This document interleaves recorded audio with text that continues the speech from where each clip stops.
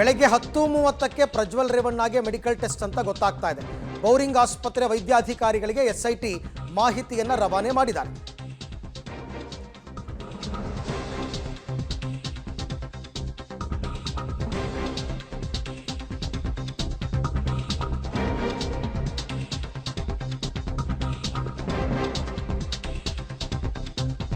Bowring ಆಸ್ಪತ್ರೆಯ ವೈದ್ಯಾಧಿಕಾರಿಗಳಿಗೆ SIT ಅವರು ಈಗ ಇನ್ಸ್ಟ್ರಕ್ಷನ್ ಕೊಟ್ಟಿದ್ದಾರೆ.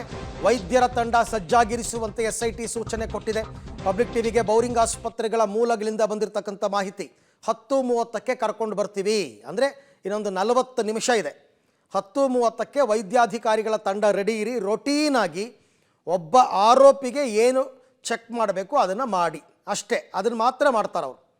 ಅದಕ್ಕೆ ಅವ್ರಿಗೊಂದು ಇದೇ ಇರುತ್ತೆ, ಪ್ರೋಟೋಕಾಲೇ ಇರುತ್ತೆ. ಯಾವ ರೀತಿ ಏನೇನು ಟೆಸ್ಟ್ ಮಾಡಬೇಕು, ಏನು ರಿಪೋರ್ಟ್ ಕೊಡಬೇಕು ಅಂತ ಅದನ್ನು ಟೆಸ್ಟ್ ಮಾಡಿಸೋದಕ್ಕೆ ಈಗ ಕರ್ಕೊಂಡು ಬರ್ತಾರೆ 10:30ಕ್ಕೆ. ಅಂದರೆ ಈಗ ರೈಟ್ ನಾವು SIT ಕಚೇರಿನಲ್ಲಿ ನನ್ನ ಪ್ರಕಾರ ವಿಚಾರಣೆ ನಡೀತಾ ಇದೆ.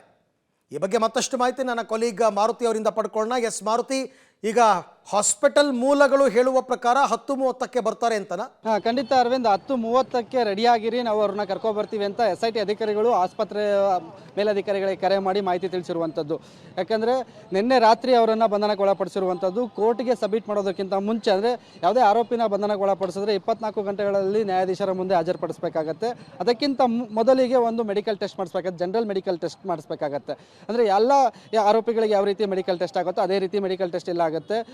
ಏನು ಆರೋಪಿಯ ವೈದ್ಯಕೀಯ ತಪಾಸಣೆ ವೇಳೆ ಆತನ ಬ್ಲಡ್ ಪ್ರೆಷರ್ ಎಷ್ಟಿದೆ, ಅಂದರೆ BP ಎಷ್ಟಿದೆ, ಶುಗರ್ ಲೆವೆಲ್ ಏನಿದೆ, ಜೊತೆಗೆ ಟೆಂಪ್ರೇಚರ್ ಎಷ್ಟಿದೆ, ಅದ್ರ ಜೊತೆಗೆ ಹಾರ್ಟ್ ರೇಟು ಮತ್ತು ಪಲ್ಸ್, ಇದು ಜನರಲ್ ಚೆಕಪ್ಪಲ್ಲಿ ಆಗುವಂಥದ್ದು. ಇದ್ರ ಜೊತೆಗೆ ಮುಖ್ಯವಾಗಿ ತಪಾಸಣೆ ನಂತರದಲ್ಲಿ ವೈದ್ಯಕೀಯ ಪರೀಕ್ಷೆಗೆ ಒಳಪಡಿಸ್ತಾರೆ. ಪರೀಕ್ಷೆಯಲ್ಲಿ ಅಂದರೆ ಆರೋಪಿಯ ಬ್ಲಡ್ ಸ್ಯಾಂಪಲ್ಸು ಮತ್ತು ಯೂರಿನ್ ಸ್ಯಾಂಪಲ್ಸ್ನ ಕಲೆಕ್ಟ್ ಮಾಡಿಕೊಂಡು ಅದನ್ನು ಲ್ಯಾಬ್ಗೆ ಕಳಿಸ್ತಾರೆ.